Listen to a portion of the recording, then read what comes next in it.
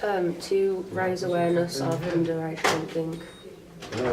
I think the purpose was to inform people about what the issues were with alcohol, or perhaps even sort of what the social aspects were of it. I think the purpose of the documentary is to inform and raise awareness on alcohol. To understand the scale of underage drinking and raise awareness of the consequences that this can cause. To show the scale of underage drinking and how mainstream it has become, and also to entertain audiences. Well, you use like a range of different like types of shots. You've done a lot of like interviews. You've got like a title sequence, and it all fits together nicely. I think the use of a lot of background footage over the interviews made it look quite realistic, because it helped link a lot of the things the experts were saying with real life. I think the documentary looks convincing because of the codes and conventions used throughout the documentary. For example, expert interviews we used, I think you used 2 of them, and overall it's a professional documentary. Different age groups and cultural backgrounds and experts in their fields. The camera movement and the location shots.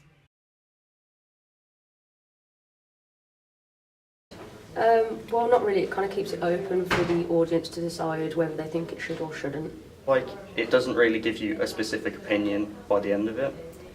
After watching the documentary, I don't think it should be lowered, because especially if you see like the background footage, it shows a lot of the teenagers being reckless, and I don't think we should have it any lower.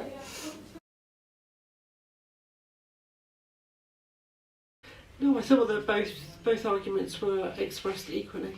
I think it is biased, as it shows more reasons not to underage drink, such as people falling over and being sick in the street. I think it was targeted at like young people, because I feel like we could relate to what the presenter was saying. I think I like teenagers and younger adults.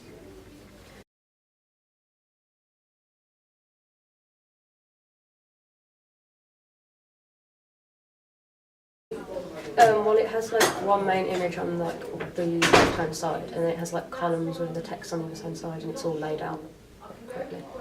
I think that the use of having the presenter as a main image on the DPS probably makes it a lot more sort of personable, so that the reader sort of associates that person with the documentary.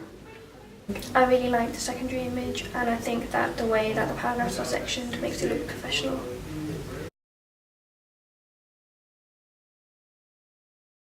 Well, I thought the photos and the headlines looked really professional and sort of eye-grabbing, and you know, they really catch your attention before you've read the article, so you're already sort of hooked your attention, if you like. I'd say again like my age group, because obviously there's like a bigger image, more attractive, and then like there's the presenters like my age as well. I'd still say that the magazine is targeted towards the younger audience, but also towards the older audience, because they're more likely to read the Radio Times. Yeah, like I'm quite intrigued to see like what it's about, alcohol and all that. Like it's aimed towards my age group. Like with turning 18, we're going to start wanting to see what it's all about. I think so, because all of the information in the article makes it sound really good, and it makes it easy to find if the person wanted to watch it.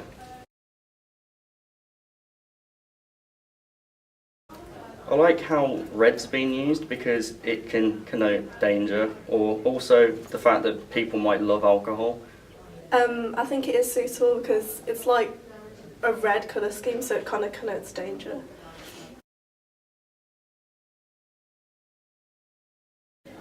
I did actually like the article. I like the aspect of like how it was an interview with the presenter, kind of like the behind the scenes. Yeah, it's like Q&A, so it's quite casual. It's been free flowing.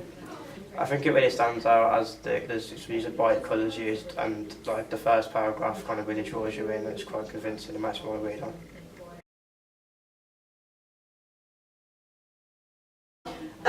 Yeah, I think it was because it was basically just to inform and also to like persuade as well, raise awareness. Yes, it's advertised in the documentary.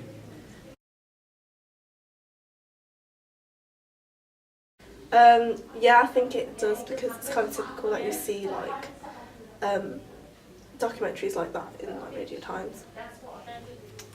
Yes, I think so.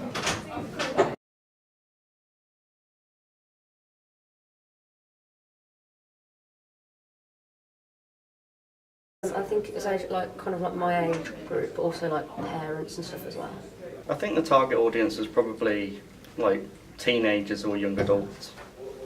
I'd say it's quite a wide audience. You know, I think lots of young voices are used in the radio advert, which attracts younger audiences like teenagers. But also there's an older voice as well, so the internet's playing it as well, so it's quite a wide range of audience.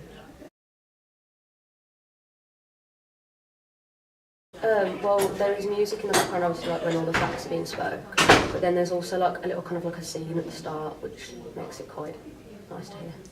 I think the way in which it was paced was really good. So the music and sort of the voiceover was really well linked together. So it kept me going and kept me interested. Yeah, I would, because the role play at the start is really relatable, and I know a lot of people that do it, so I'd like to see what's in the documentary. I think I would, because the amount of content in the radio advert was like really informative, and it would tell me exactly where to find it if I wanted to watch it. Yeah, I like the little scene at the start as well, which kind of shows a real life experience, and I'm quite intrigued to see what it's about.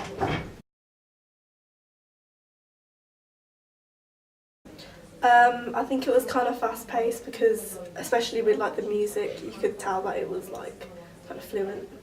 I think it was quite fast paced.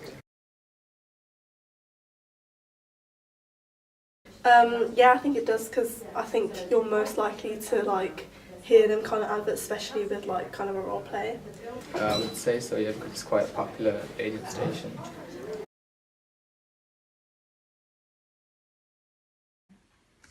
Yes, very lively, quite catchy. We'd expect on the radio to sort of get your attention quite quickly and bring you in. Yeah, very fast paced.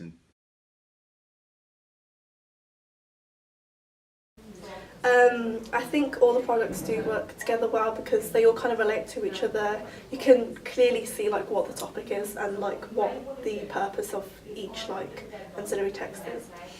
I think that they work together well because they keep continuity with each other, and the two sort of advertisements help to accentuate what's actually in the documentary.